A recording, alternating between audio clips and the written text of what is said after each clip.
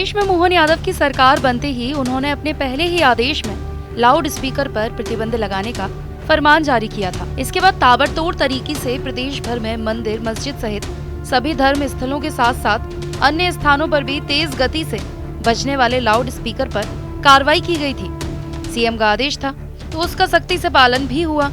हालांकि इसी बीच प्रदेश के खंडवा जिले के कुछ लोगों ने मध्य प्रदेश उच्च न्यायालय में सुप्रीम कोर्ट के निर्देशों के अनुसार लाउड स्पीकर बजाए जाने की मांग को लेकर याचिका दायर कर दी। इधर लोकसभा चुनाव की आचार संहिता के चलते ये कार्रवाई कुछ धीमी पड़ी थी।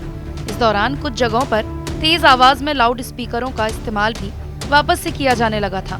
लेकिन चुनाव खत्म होते ही एक बार फिर से सीएम के आदेश पर बीते दिनों प्रशासनिक अमला सड़कों पर उतरा और प्रदेश भर में धार्मिक स्थलों से लाउड स्पीकर उतरवाए जाने लगे। इसी बीच प्रदेश के खंडवा जिले के याचिकाकर्ताओं के द्वारा लगाई गई पिटीशन पर मध्य प्रदेश हाई कोर्ट की तरफ से बड़ा आदेश पारित हुआ।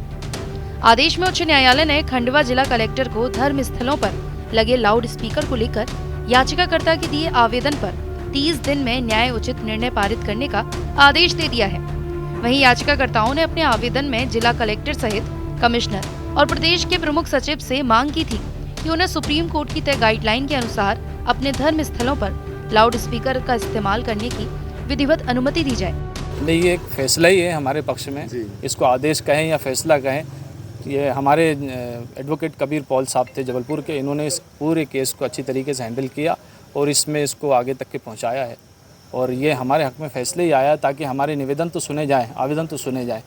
सुप्रीम कोर्ट की जो एक डेसिबल गाइडलाइन है कि भाई धार्मिक स्थल पर जो लाउड स्पीकर है या कहीं पर भी ध्वनि विस्तारक यंत्र का इस्तेमाल होता है तो एक डेसिबल लिमिट सुप्रीम कोर्ट ने तय की है। लेकिन हमारे पास एक मजबूत दलील ये भी है कि अभी रिसेंटली फैसला आने के बाद दिसंबर में ही ये इनका कानून इन्होंने लागू किया। उसके बाद रिसेंटली गुजरात हाई कोर्ट का एक फैसला आया जिसके अंदर गुजरात हाई कोर्ट ने ये कहा है कि ध्वनि विस्तारक यंत्र ध्वनि प्रदूषण, अजान की आवाज़ ध्वनि प्रदूषण नहीं है। ये सबसे बड़ा हमारे लिए एक मजबूत पॉइंट रहा। इसके अलावा भी हमने हमारी दलील पेश की कि भाई हमारे जो आवेदन है आप वो सुने और उस पर ही कोर्ट ने हमको ये फैसला दिया है भाई हमारे आवेदन सुन के हमको नियमित रूप से विधिवत तरीके से लाउड स्पीकर के इस्तेमाल की लिखित परमिशन दी जाए। प्रशासन से जब आदेश ये हुआ कि भाई लाउड स्पीकर को पूर्ण रूप से बंद कर दिया जाए तो हमने कहा हम सुप्रीम कोर्ट का आदेश पालन करने के लिए तैयार है। निश्चित डेसिबल में जो निर्धारित है उसकी हमको स्वीकृति दे दी जाए और 4 चिलम की जगह अगर आप 1 चिलम की परमिशन देते तो हम 1 भी लगा लेंगे, लेकिन उसको हमको लिखित में स्वीकृति दे दी जाए। इसके लिए निरंतर 3-4 बार बैठक भी हुई पर जिला प्रशासन उस पर कुछ लिखित में हमको आदेश नहीं दे पाया। उसके बाद में इस तरह की प्रक्रिया निरंतर चलती रही कि माइक हटाने के लिए पुलिस प्रशासन के द्वारा प्रयास किए गए और बार बार हटा दिए गए।